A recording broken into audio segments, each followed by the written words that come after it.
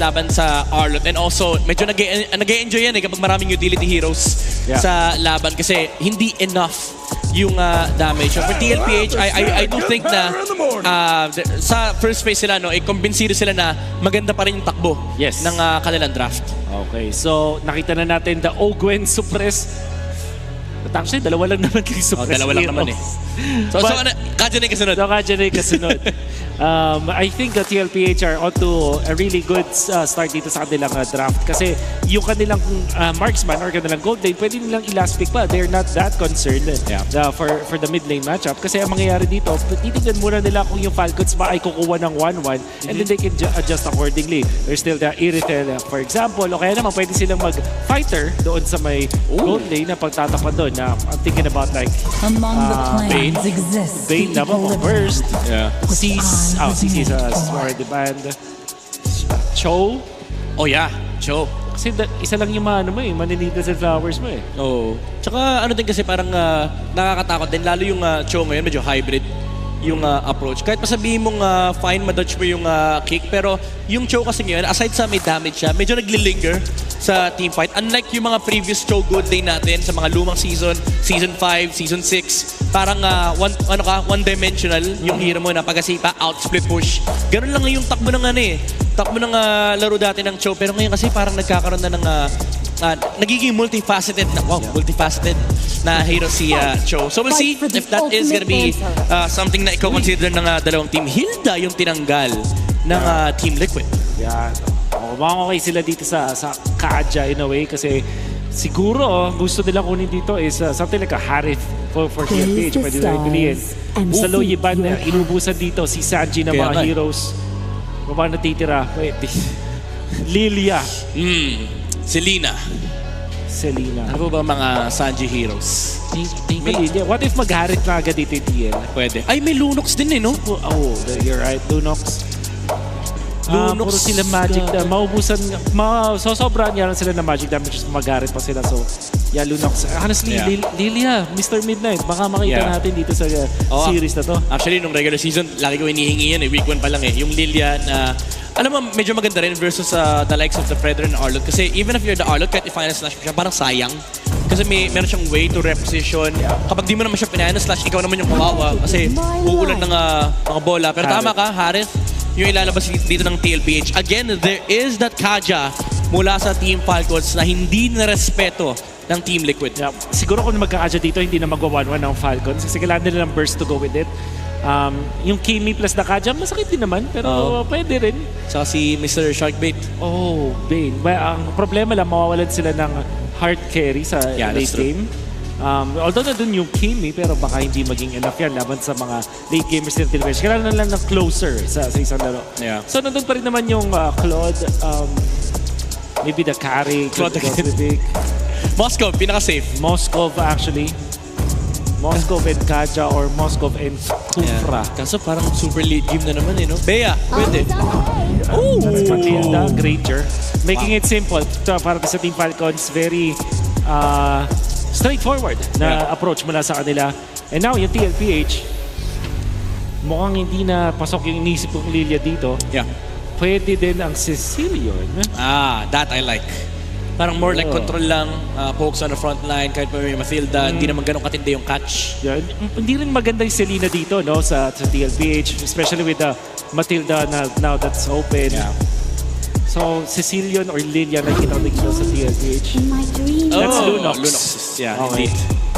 So at least meron sila pang 2 now, pero yun nga, tulad sila yung kanina, masyado maraming magic ng TLPH. Harry Potter. Oo. Magic Academy ang TLPH. Pero ang nakakatakot dito, Mr. kay Sam Nupueto ay hawak ni The GOAT. Tama ka naman dyan, Mr. favorite Guzman. Lancelot game. Is this enough for TLPH to pressure Team Falcon sa game number 2, Mr. Wolf?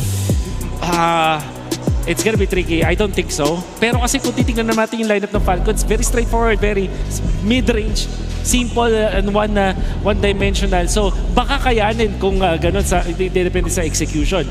I think lalamang ang TLPH dito sa momentum. So it could be good for their team. Pero pag naka-recover Falcons, na sila mahirapan. Yeah, it's momentum versus simplicity between TLPH and Team Falcons. Let's see kung ma-equalize ba ng Falcons sa score or will TLPH proceed with a 2-0 win. Casters, ano sa tingin nyo?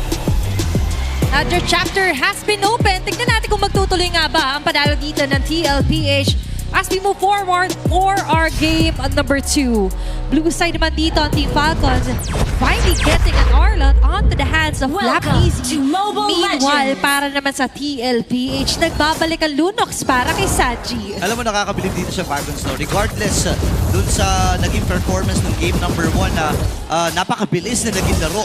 Alam mong doon sa mga body language nila ay nakabawi na sila. Tinanggal na kagad nila yon at nakabangon sila dun sa pagkakatalo. At nakita natin doon sa composition na binuo nila na mas komportable sila sa ganitong klaseng lineup. Tama naman. Composure is everything here para sa Team Falcons. It's how you bounce back. Nakita naman natin pag-bounce back even onto the draft. Nakita natin yung reaction ng ilan din sa pagpili din na isang Fredrin. Even our panel agrees with the Fredrin Kimi Pry here for Team Falcons. Meanwhile, para sa TLPH, enough said, Carl TZ, Lancelot. Oo, yun na yun eh. Lista mo na kaagad eh kapag Lancelot. Isipin mo nung Bren era niya eh, talagang talamak ang mga Lancelot doon at nailagay pa nga yung kanyang pagmumuka doon sa skin ng, ng isang Lancelot. Kaya masasabi natin na magiging ma-action itong larong ito. Pero may ibang klaseng formula at pattern na ginawa dito ng TLPH, no? Magkakasama ang Alice, Lunox at saka Harit. Kadalasan ito yung mga kontrapelo eh. Pwede rin naman magkampihan. And it's all up to TLPH to somehow build a new chemistry sa kanilang mga heroes na napili. Interesting take for me nga yung naalis din na prior for Sanford. Pero ilan din sila sa mga teams katulad ng ating The More You Know na napapagana ang ilan sa mga heroes na nailabas na nila all throughout Season 16. Kung hindi ako nagkakamali, parang 37 out of 46. Wow! Mga ganun yata yung naging rate dito for TLPH na napagana at naipanalo na. Pero mapapanalo ba ang unang pagong? Nagamit yung Throne of Ruin. May ideya dito ang Team Falcons. Ito yung kanilang turn. Si JP ang kanilang binuburuan. Pero si Carlito, nakuha na ang pagong. Hindi naman AOG itong si JP. Pero naman na. Si JP buhay pa rin. Ako tinataktan siya. Si Flap. Gusto ng matalikod. Nakuha na kagad ng dalawa. Isinama si JP at si Sanji. Ngayon naman si Sanford ang dinidikitan. At nasumuna dito ang TLPH. Pero tagumpay para sa Falcons. What a great applause here para kay Flap TZ. Capitalizing na nag-AOG na. There's no more escape for Daddy JP. And so far, sobrang ganda ng angulo na na-create niya with the final slash. Na-discuss din natin talaga na ito yung pinakaasahan natin. Kakapit ka sa mastery, kakapit ka sa mechanics din ng players kapag ka mga clutch moments na. Oo, isipin mo, Fredrin tsaka Matilda na yan eh. Napakahirap talagang pigilan kung tutuusin. And for TLPH, no, kaya, ang maganda naman, nakuha naman nila yung pagong bago mangyari yung disastrous na naging clash na yon. Hawakan ng Team Falcons ang 700 na gold lead. Maliit pa to kung iisipin.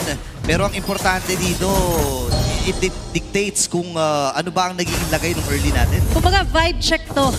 Diba nakikita natin ngayon na Team Falcons actually getting signs of life dito sa ating match number 1. At bukod pa dun Burrito, nakita rin talaga natin na mas nagkakaroon tayo ng mga moments na kung saan ang Team Falcons ang mas nagkakaroon ng magagandang initiations kahit 3 minutes into game pa lang yan. Ngayon for TLPH, there are certain criteria din kasi para mapagana ang isang Sanji.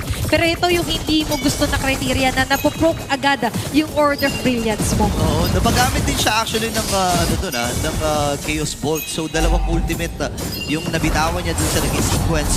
Ngayon papasok si Carl.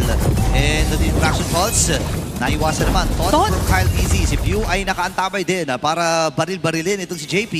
Ilang segundo para sa ikalawang pagong ng laban at nakatabay na rin kagad at hinahatak na ni Sanford sa kanilang poder. Okay, maganda yung nagiging standpoint dito ni Flap and even ni Sanford. But remember, kung dami siya pag-uusapan, baka malugi dito ang TLPH. Andyan na rin sila Ogwan na Few. Okay, nag-aabang din si Sanford ng kanyang Throne of Ruins. Magkakasama dito ang Pagos. Yung miyembro actually. Nandun yung Bigger Fire Slash. Si Carlito ay nakuha na yung pagong. Kaya lang mamamahalan din si Kyle. Atras mo din si Sanford. Dilaban na rin ni Owen. Sila mag-isaman, Morse! At napatay si Flap TZ. Dalawang nakuha ng TL. Anong kakapasin sa damage? O etong sa inyo, ngayon may equalize yung kill score natin ng TLPH. And then alongside with that, ang ganda na may main objective, may side quest na nakukuha dito si Carl TZ. Ensuring to get the objective. Plus, kung kakapasin ka sa damage, eto, tower throws, ito, puncture. Enough na agad yung firepower dito ng TLPH. And looking at the goal difference, hindi man ganun ka-boom. Pero it just says na for TLPH, hindi sila pumapayag na magkaroon agad ng established lead dito ang Team Falcons. No. Versus to what we've seen na nag-first blood double kill agad si Flap TZ. Oo, pero maganda pa rin yun kung iisipin mo kasi si Flap TZ ang isa sa mga aasahan nila pagdating sa sa setup. Pero nagamit yung final slash. May ideya dito ang TLPH. Pero habang nangyari ito, dun sa may bandang itaas, may napapansin ko kasi dun sa minimap, tinan mo, napapauwi at napapaatras itong si Super Marco. May showdown eh. May Pero showdown ngayon, na nagaganap. Si Sanchi nagamit yung kanyang brilliance. Available ang kanyang flicker. If ever man na maipit siya, pero hindi na muna susunod ang Falcons. And feeling ko patatagalin nila to at bibilin yung laban dun sa ikatlong pagok eh. tama. Pero for me, ito talaga yung beauty pag meron ka Matilda. Yeah. Pag medyo na mali ang angulo, pwede mong awatin yung ilan sa mga member to the Team Falcons. Meanwhile for TLPH, ito yung tinitignan naman natin. It's all about the macro. It's all about the bigger picture here. Pagdating sa turret and objective, mas sila yung nakakalamang. Almost getting a turret on the top lane pa dito.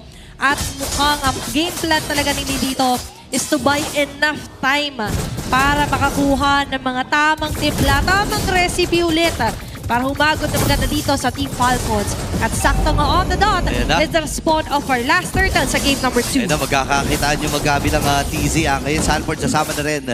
Alam nila na nakatago dun sa long bush. Itong si Kyle. Lalabinan dito niya Sanford. Hawak pa rin ni Carlito. Itong pagong. Tornos ay di tumama. Pero andun si Sanford para lang iharap ang kanyang sarili. AOG namaan. Labang itong kanilang roamer na si Owen. Pero si Carl TZ nakuha na yung pagong. Pero si Kyle ay mamamatay din. At kumagan na napuruan. Magiging apat pa. Bagang wipe out mula sa cavalry. Nag-charge lang ng engine. Kasabay ang pagtayo at pagsigaw pa doon ng kambing. A wipe out onto the 7-minute mark. 3 turtles for the goat. At hindi lamang yan, numerous objectives buff pa ang kanilang na-deny sa Falcons. Ang hirap nito, naagaw po yung purple buff. Talagang ginugutom lahat ng mga miyembro dito ng Team Falcons. Akala natin medyo lalamang doon ng Team Falcons kasi si Owen lang ang tinamaan ng AOG.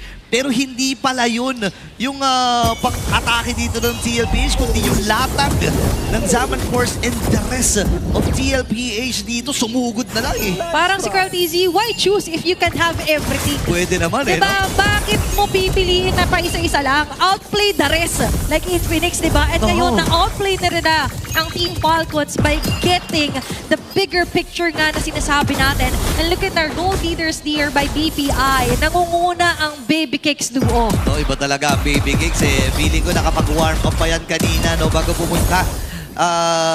Alam mo, minsan lambingan ng Baby Cakes yung mga sigawan eh. Oo. Asaran, di ba? So, ngayon na para sa Team Falcons, unti-unti namang nakakabuon at nakakapondo. Itong si Owen, I think Enchanted Talisman ang kanya magiging next na item dito na makakatulong din naman kung ang goal mo dito ay cooldown. Si Kyle, si Pio ata tatapikan. Naparakit na rin. So yung Eagle na nagamit. Traction Pulse. Naman lamang si JP. Nagamit yung kanyang AOG and revitalize. Pero si Flap may himit ba? Na mag-Zaman Force. Nakas muna si Kyle. Nababan na kanyang buhay.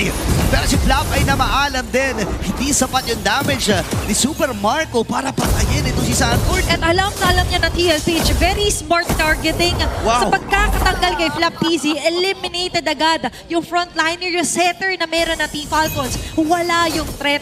Oo, meron ka namang taunt with Cal TZ. May traction pulse, pero kailangan kasing kumonekta. Pero pag di kumonekta, it's all up to TLPH to slowly get their way doon sa mga backliners sana na Team Falcons. At ngayon, Lord is free. Upper grabs. Hindi man lang pinalapit ang Team Falcons. Hindi makalapit dito. Partida, may Matilda pa sila. Pero ayaw din isugal ng Falcons. Kasi nga naman, pag nag-guiding wing ka papasok doon sa magiging team fight, parang sinaalang-alang mo na lang yung kaligtasan ng iyong jungle. So, pipiliin na lang nila ng gumipensa. Naku, kung ako ang Team Falcons ngayon, kailangan mo nila mag-regroup, reset, kumbaga. Kasi for TLPH, they're on their game zone na talaga. Kasi 7.5 gold lead. And so far, when they're in the zone, sobrang minimal na nakikita natin mga errors, mistakes man yan for TLPH. And so far, yung Baby Cakes duo ay untouchable pa, hindi pa namamatay. Alongside with Sanford, na ngayon ay isa na rin sa pinakamalaking struggle at headache ng Team Falcons kung paano ba nila tutunawin. Yung Lord na nasa itaas. Ngayon si Sanford ang naitalaga para mag-flow dito sa build ng ibaba. Paano institution? Hindi Sabi tumama para kay Cartesi. At tinamaan ng Tornos dito si Few. Lord ay nasa itaas pa rin. Inaalalayan lamang ito ni Sanji. Pasasabugin ata nila yung blessing sa itaas. Yes sir, ay tumama na nga yun. Nabawasan ng saglit at ang maliit na buhay pala itong Torre sa itaas. Pero ready pa rin ang Falcons kung if ever man lalaban ng TL. Nagbubuo nga talaga yung warm-up na sigawan sa umagi. Kasi pag nandito ka, kailangan medyo pasigaw. Lalo pag nagingay na yung crowd. And we get the hype here for TLPH. Dahil nga hawak nila yung lead, 9K gold lead, 11-minute mark of our game. At dito talaga natin masasabi na grabe yung difference natin. Sa jungle to jungle pa lamang Burrito. Sabihin man natin magkaibang role, pero it just says na for TLPH, Cartesi is still unstoppable. Halos kalahati ata, no? Parang nakalahati na ng ni Cartesi yung kabuuan ng gold dito ni Kyle Tizzy. And nakaka-amaze ito, knowing na si Kyle ay isa rin naman talaga sa mga highly mechanics na hero. Though, na player, though hindi naman ma-mechanics yung hero niya. Pero yung ideya pa lang na inilalatang inaagawan nila ng pagkukuhaan ng gold ito si Kyle Tizzy at ng XP. Napakahirap po. And it says a lot for TLPH. Breaking yung pattern. Ano sinasabi niyo? Meron kaming pattern kapag ka mga odd-even ng mga seasons. And so far, sa day 1, ay maganda na agad ang pagpapakita nilang performance sa atin. Not even giving a glimpse of a little hope dito sa Team Falcons. Nandun ang paglipad. Pero walang makukulong doon sila Ogwen. Ni isa. Habang si Carl Tizzy naman ngayon ay malaya na makakapag-push ng wave sa base ng Team Falcons. Agaw na naman ang purple buff. Para bang sobrang casual na naglalakad lang doon sa base dito ng Team Falcons. 10K na ang kabuang gold dito ng TLPH. And 7 segundo para doon sa Lord na maaari ng pwestuhan dito ng cover. Naging lokal na sila, no?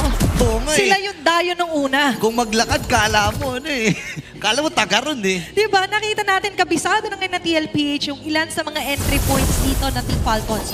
Malaking bagay na rin talaga dito is that they're able to checkmate each and every positioning na meron si Flap TZ. So, na-eliminate yung element of surprise after ng first blood and double kill na Flap TZ. Wala nang sumunod pa. Pero sa ngayon, susunod si Daddy JP with the AOG out. Carl TZ will still get the Lord. Pwede pa nga sila mag-turn dito. Itirmaan ang Torn of Ruins itong si Flap TZ. Ngayon nalaban na ang TLPH. Sabi ang kunat! Atrasan muna dito ang Falcons. Mabuti na lamang walang namatay doon sa kanilang poder. At pipiliin na lang nila na umatras. Hindi na rin lalaban talaga ang Falcons dito kasi ilang segundo. Ayan na, lumabas na yung Lord. At nagre-ready na rin ang TL na i-flow yung kanilang mga waves. And so far for Team Falcons, naghihirapan pa rin talaga sila na mag-ground ng kahit isang miyembro dito ng TLPH. Dahil kung i-considera, marami sa kanila ay may pantakas. At ngayon, yung mga pantakas ay naka-reserve solely kung sakali man na medyo mapapaasim sila, hindi dahil may nag-initiate. Diba kahit si Sanji, hindi niya pinorse yung flicker. Nag-aantay lang tayo ng mga ultimates at ngayon naantay natin ng pagmarcha ng Lord sa bandang taas na base ng Falcons. Pwede nilang salubungin ito. May kakayahan sila na tunawin kagad ng mabilis. Itong Lord na ito, Team Legon Balabing sa yung mabati natin. Man Super Marco, nagamit niya yung kanya Purify. Pero masyado ata malalim din si Johnny JP. At napatay siya ni Super Marco. May si Flap ay namaalam din sa naging proseso. Tatahi dito si Carl. Atras muna siya. Tagumpay ang pagbasag ng Torre sa gitna. Ngayon, 4 na miyembro pa ng Team Falcons. Tuloy pa ba? Si Carl Tizzy dito ay lalayo na rin. Pumuli na rin siya dito. Tinuloy pa! Pero pupunta sa Pedricoran. Kaya lang natin yung Ton. Phantom Institution. Nakataka siya. Uhem na ko. Nagsasayaw na rin. With the Zaman Force. Pero hindi na nila i-force pa ang pilit. At lalayo na rin dito ang TL. Okay, magandang way para sa TLPH na makakuha to make the most out of it sa dala-dala ni Lord. But remember yung ganong klaseng ase moment sila Sanji at JP, ang ilan sa mga inaantay na condition ng Team Falcons for a potential comeback. Discuss natin yung ilan sa magagandang angulo na finally nakita ni Calteezy predicting kung saan lalatag after the Thorn Rose and puncture doon si Carl TZ. Pero ang problema nga, damage pa rin ang medyo kapos para sa Team Falcons. Oo, 10 hits mo talaga. Si Super Marco mo nag-Rose Gold Meteor na rin para sa kanyang final item. Para lang makadagdag dun sa survivability. No, at least may extra shield siya if ever man na mapuruhan siya. Kasi naramdaman na rin niya yung damage ni Carl TZ. Isa o dalawang dash lang, isang hampas sabay Tornos. Alam mong matutunaw bigla si Marco. Yeah, and even Daddy JP isn't scared na i-commit yung AOG just so ma-push agad yung Purify nung tatlo. Oo, If you yun. all win at Super Marco, without this Purify, sunod-sunod na ang pwede maging atake dito ng TLPH at susunod din na Lord ay maaari pa rin natin makita na posible na mapunta pa rin to sa TLPH. Pero posible lamang at posible rin namang i-contest kung sakali ng Team Falcons. Pero babalik tayo sa square root, babalik tayo sa root cause of all. Yung itong si Carl TZ talaga na sobrang likod sa mapa, samahan mo pa ng hari ni Oheb. Wow, 12K yung goal dito ni Carl TZ. Sobrang nakaka-amaze kasi hindi rin biro ang Team Falcons. Di. Kaya lang dahil doon sa effort ni Sanford, yung effort dito ni Daddy JP na hindi pa pasok. Hindi mo yung mga entry points. Carl! Sarado talaga eh. Kalahati kagad yung boy dito ni Carl TZ. Ngayon papasok namin yung final slash. AOG, walang tinamaan doon. Kasi yung madali ko na si Sanji, patay kagad si Carl TZ. At doon yung Si Sanford! wala dito sa TLPH. At naka-burst na kagad ng isa dito si Sanji. Kailangan naman to si Oben. Flap TZ nakabawi. Hindi naman nakakuha ng isang kill. Pero off-cam yun, dalawa ang namaalam para sa Falcons habang si Sanji lang ang naging sukli sa mga nangyari. Tila ba mas panalo sa trade-off na yun ng TLPH? Dalawa para sa isa. Ngayon mamarcha. Kailangan umuwi ni Owen na abot naman. Black Supermarket Owen para dumepensa. Apat ng cavalry ngayon ang kakatok sa kanilang base. Kaya ba, yun yung Phantom Institution, walang tinamaan. Pero Super Marco, kalahati ko yung buhay. Ngayon, siyempre yung Eagle na nagamit. Nasuro yung tatlo. Pero nila mag-isaman Force! Mula kay Owen, natulaw kagad. Ganun lang. Si Super Makmak, nagtutumpahan na dito ang Team Falcons. At ready na atak, sumigaw ang Cavalry para sa kanilang ikalawang puntos dito. At sila ay match point na